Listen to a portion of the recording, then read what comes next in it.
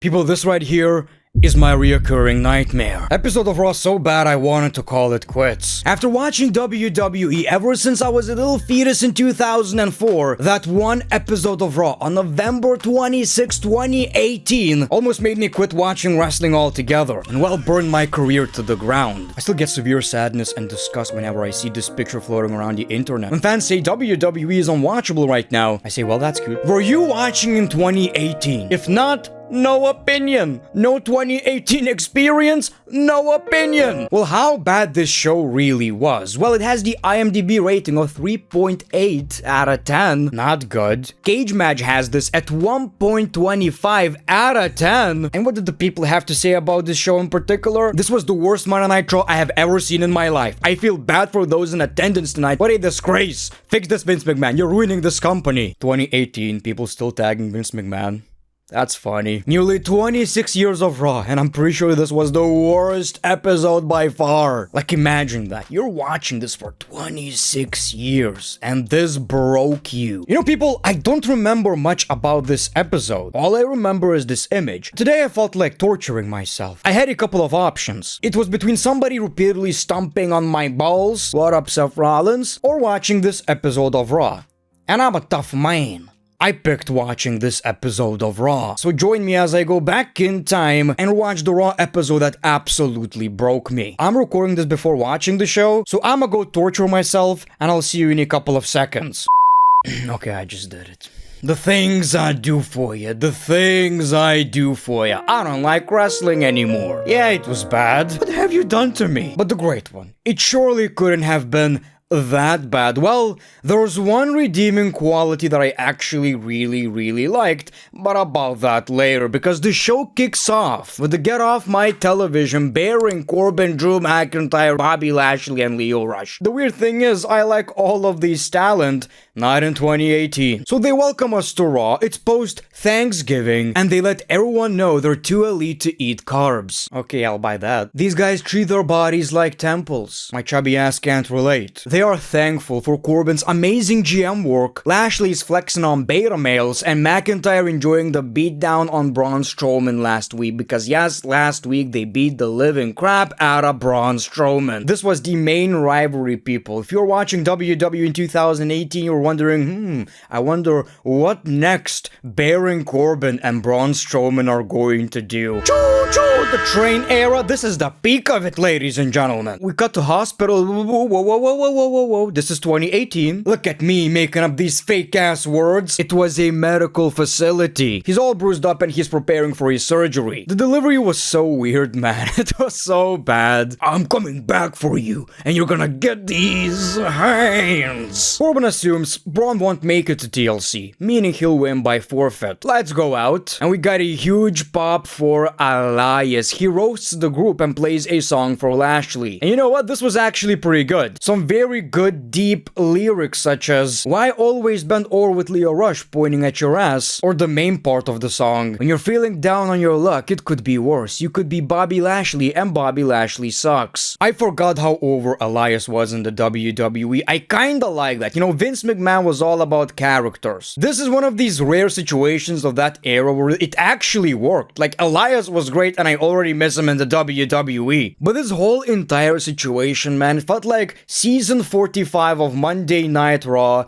Please wrap it up. The main characters are gone, the villain absolutely sucks, and the main guy is into trains. Elias was definitely the best part of this entire segment. You know, coming up with new songs every week, that is actually a very good concept. So we jump to Elias versus Bobby Lashley. By the way, Cole Graves and Renee Young was on commentary. That was pretty short, right? It's so weird watching WWE now without all the sponsors. It looks so fresh, so clean. God, I miss it. It feels illegal, like I hacked some episode of Raw where they, manually removed all the sponsors. What do you mean this match is not brought to you by Slim Jim? So Elias is looking strong in this match. He's beating everybody up. Clearly WWE had big plans for Elias. He picks up the guitar, but Corbin stops him. The referee is powerless. I mean, Corbin is running this God-forgotten place. So Lashley destroys the guitar, Corbin swings a chair at him multiple times. Not gonna lie, this was a great spot. You can already tell Drew McIntyre is going to be big in the WWE. I actually like that. Unpopular, wild, hot take, I hate myself, but this spot was cool. Was he written off television? I don't know. I'm not gonna watch the next episode. The funny thing is, nobody asked me to watch this one. I did this to myself, but I did it for you. So they're sending a message to Braun Strowman. I cannot imagine caring about any of this.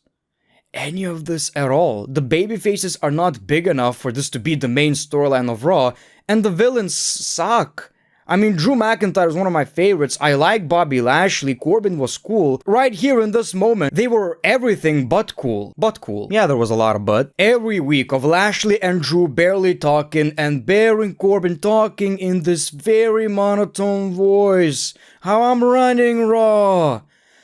Oh my god. Backstage, Corbin fires some dude randomly because he turned off the lights for Elias. You know how bad that makes me look? Alexa says that was impressive. Is there anything I can do for you? And he wants her to oversee the entire women's division. I don't remember any of that. I do not remember Alexa Bliss as a general manager, so this brought back some bad memories for the most part. I feel like there's a reason why WWE for such a long time stopped with the general manager bullshit. When Triple H took over, like for a while we did not have any general managers, and I kinda assume that was the reason. This whole Baron Corbin chicanery. It's been 4 weeks since Dean Ambrose turned on Seth Rollins, which we all know was a pretty bad heel turn. And this is it, people. This is where Dean Ambrose got a needle up his ass. Why do I sound so excited?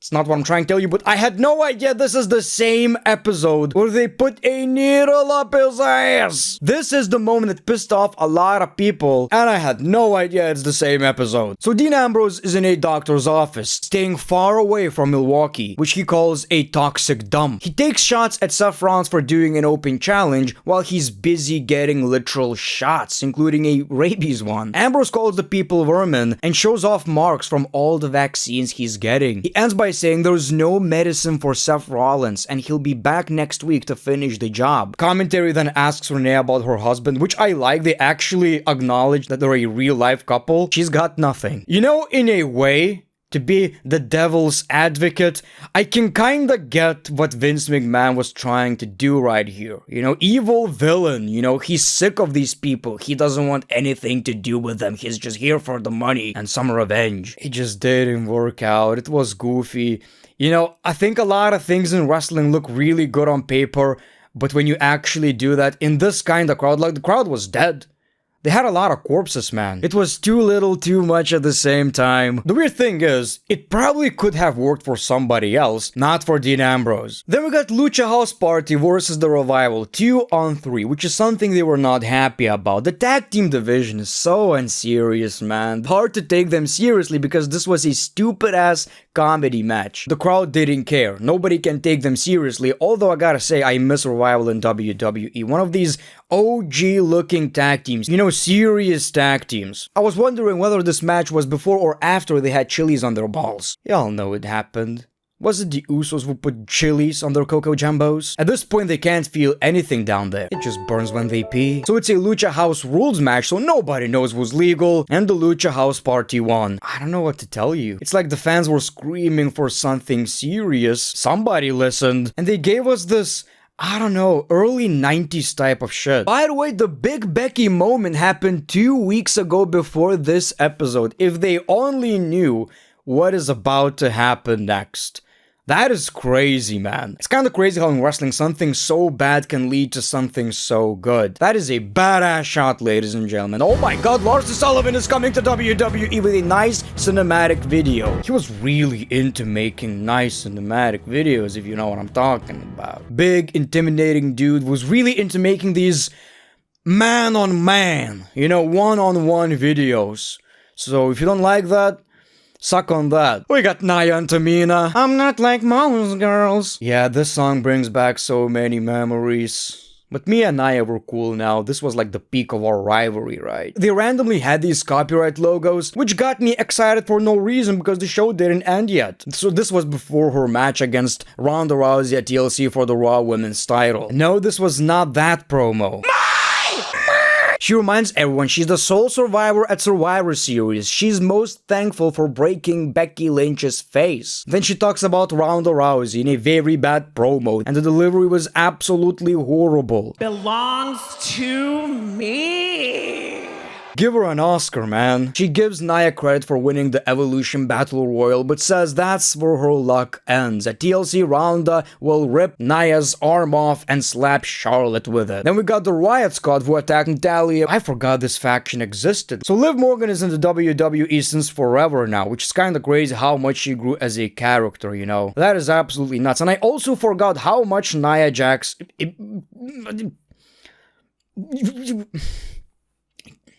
It's not hard for me to tell Nia a compliment, it's just, you know.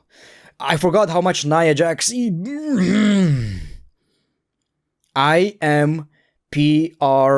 I approved. Nia versus Ronda. These were your women's matches. Are you excited? 8 days ago, something big happened. Drake pissed himself. The most Vince McMahon thing out of any Vince McMahon thing ever. And we got more of that. Let me talk about that. So we got AOP versus Rude and Gable. Drake Maverick was the manager. I do not miss these Raw titles. And I forgot Rude and Gable were a tag team. I miss Rude, man. I know he's a producer in the WWE, but he was so good. He had so much potential. I wish he was bigger in the WWE. Again, this is supposed to be a serious tag team match. How can you take it seriously when the whole point is Drake trying to distract them? You know, he was wearing Bobby's robe. It's not that big of a deal. Whoa, wait, let me finish! He puts it in the toilet and pisses on it. Oh, this is absolutely hilarious, pal! Vince McMahon was pissing himself too out of laughter, man. This is that Vince McMahon comedy, piss and shit. That's all you really need. It's like watching a bad kids movie, like a low-budget comedy. AOP, this dominant big tag team wins because of piss. They're peeing. It's funny. They're peeing. It's hilarious! Bayley and Sasha are talking backstage. Alexa Bliss walks up and says, we're going to have open forum. Well, WWE Universe will ask you questions. That is such a bad idea. I'm pretty sure we got plants. You know, not actual fans. Oh my god, it could have been so bad. I have a question for Sasha, babe. Sasha! I like you. I'm okay here for Alexa Bliss. Alexa, will you marry me?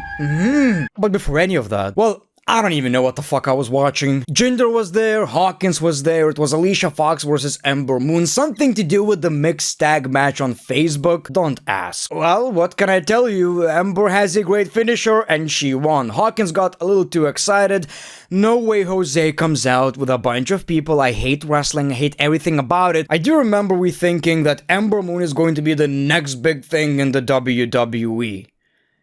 She wasn't. So then it was Jinder versus No Way Jose. I'm starting to understand why people hate this episode. Like, who honestly cares? Who gives a flying shit, man? It's like watching a 3-hour yes, 3 hours back then.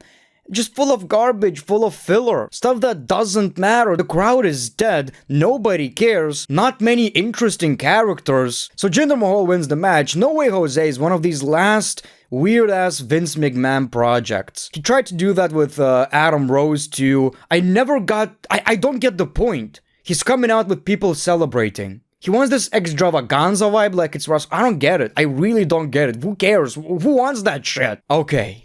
But then, we finally, for the first time during the show, quite honestly the last time, we got something good. The Intercontinental Champion Seth Rollins comes out. He says last week he let his emotions get the best of him, but now it's time to get back to being a fighting champion. He calls out Ambrose, calling him a liar, and says he's ready for whoever steps up because he's Seth Rollins. And Dolph Ziggler answered the challenge. So we got the match. It's the Intercontinental Championship match. Dolph Ziggler versus Seth Rollins. Now, let me give you some context. The crowd was kinda dead, but that's because this match was happening almost every single week. It was this long rivalry. This was after Ziggler was in a tag team with Drew McIntyre, which I honestly really enjoyed. I really love this pairing of Dolph Ziggler and Drew McIntyre. Anyway, I'm not watching every episode. I just picked a random bad one, so I enjoyed this match. Made me miss Dolph Ziggler so much. This was the only truly redeeming thing about this episode. The chemistry between these two is absolutely insane, which kinda makes sense. They wrestled 500 times. times already,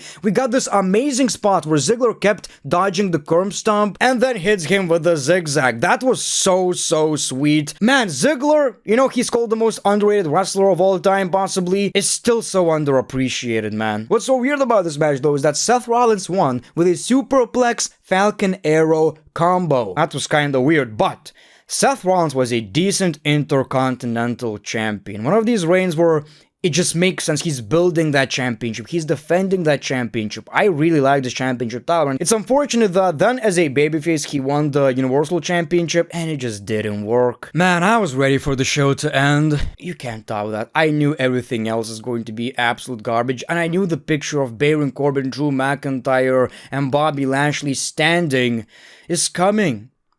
You know, I was getting used to not getting so many reoccurring nightmares. We got the WWE Universe Open Forum. Alexa reminds everybody she's now in charge of the Raw Women's Division. So we got Charlie Caruso. I wonder what she's up to. Sasha Banks and Bayley come out. The crowd is still quiet. Like, I can't even explain you how dead this episode felt. Nobody gave a shit. It's like we got a bunch of people who aren't even wrestling fans. Now, can I blame them? No. But still, you paid for a ticket, you're not showing any emotion. You know, WWE music was still kinda cool. Sasha Banks with the OG version. Bayley, when she had a decent theme song, what she has right now is like, I don't even want to talk about it. But music back then was still pretty okay. Even guys like No Way Jose, anybody really, they had great theme songs that fit their characters. I'll say this though, Alexa Bliss was really good. I forgot how good she was as a heel. I think she absolutely nailed it. I never really liked Sasha Banks on the microphone though. I feel like she's always reading from a script. So Bliss pokes fun at fans, and then somebody asks what Sasha Banks and Bayley would change about the women's division. Totally a real fan. Bayley says, I love it already. Sasha says, I'd send Bliss to SmackDown. Bayley then says, I would send her To hell! During this entire thing, some fans were like, this is awful! Not everyone. Like I've said, the crowd was dead, but you could hear like a couple of people, this is awful. Suddenly, Mickie James, Alicia Fox, and Dana Brooke ambushed them, but Sasha and Bayley fight them off. Oh, this was so bad. Man, this is horrible. Like this, why were we watching? That's my- why the fuck were we watching wrestling? Okay, it's time to wrap this up. Finn Balor versus Baron Corbin. Corbin's theme song is so good, man. Guys like Corbin had better theme songs than 90% of the roster right now. It's so- I keep complaining about it, but presentation is everything. Seriously, one of the greatest WWE theme songs of all time. I completely forgot. I remember this era as, can you just please push Finn Balor already? It was 2 years after his Universal Championship title victory, and we still had hope. We were still hoping for that victory, but he was just randomly losing to guys like Kane in 2018. This did not feel like main event. Not a main event of a pay-per-view, not a main event of random Monday Night Raw. Let me tell you, I like Corbin, but it just didn't work out. It was all about go-away heat, the way he dressed, the way he talked, it just didn't work out. I'm watching this and I'm just like, oh my god, I forgot how small these Raws felt, how soulless it felt. Mid-match, Corbin says, this match is now a 2-on-1 handicap match and he brings Drew. So they dominate him pretty quickly with Drew McIntyre pinning Finn Balor. Lashley comes out and they all beat up Finn. I'm getting flashbacks. I feel like I'm in 2018 and consider stopping this wrestling hobby of mine. That was your Raw. Now, people, you need to understand. Maybe you're like, well, it's not that bad. You need to understand this was happening every single week for like a year. The same shit with not that great baby faces like Strowman and not that interesting villains. I want to apologize to my wife. During that time, you know, we moved in together and she kinda started watching WWE. I feel like I made her watch this. That is probably the most abusive thing I've ever done to anybody. No wonder WWE fans got so sick of the WWE, and that's why AEW got so big so quickly. We don't really know how good we have it right now, and people, I keep wondering, what if AEW never really happened? Would WWE still be this? Parts of it I can appreciate. No sponsors on the ring, aprons or whatever. But I'll take that over anything I've just watched. People, if you like videos like this, consider subscribing and liking this video and I'll make more. Give a suggestion, what kind of show, premium live event, whatever I should watch next. Thank you so much for watching. Don't try this at home.